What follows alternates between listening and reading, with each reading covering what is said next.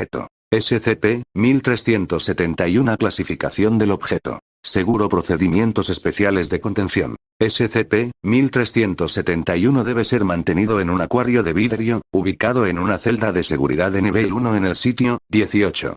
Se lo debe alimentar con una lombriz de tierra una vez cada 3 días.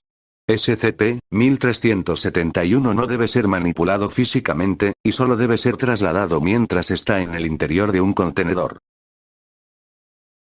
Descripción. SCP-1371 parece ser un ajolote leucístico joven.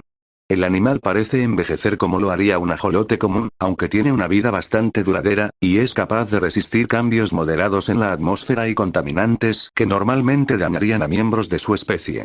SCP-1371 puede flotar en el aire, y es capaz de nadar hacia arriba a distancias de aproximadamente 50 metros desde el suelo, aunque el ejemplar pasa la mayor parte de su tiempo en el suelo, y raramente asciende a más de 1 metro.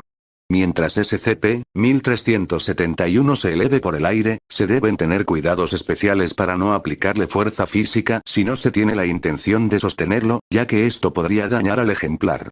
Durante el protocolo de pruebas, el investigador Sanders intentó domesticar a SCP-1371, provocando que descendiera, y después se elevara a una velocidad continuamente ascendiente hasta que fue recuperado. Tras estas observaciones, y luego de exámenes adicionales, se cree que SCP-1371, cuando es afectado por una fuerza externa que lo movería hacia abajo, generará un exceso masivo de flotabilidad para compensar su desplazamiento.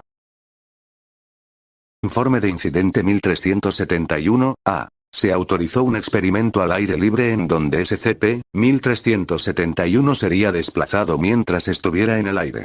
SCP-1371-A fue equipado con un dispositivo de rastreo antes de que la prueba comenzara.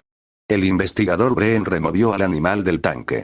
SCP-1371, en forma imprevista, se acopló al dedo del científico, y Breen reaccionó agarrando a SCP-1371 para soltarse, lo que provocó que el ejemplar se moviera 47 kilómetros hacia la estratosfera, en un espacio de 30 minutos. SCP-1371 regresó en 16 horas, intacto, lentamente flotando hacia la posición exacta desde donde fue lanzado. Es la opinión de aquellos que presidieron el experimento que ya no son necesarios experimentos posteriores sobre este animal.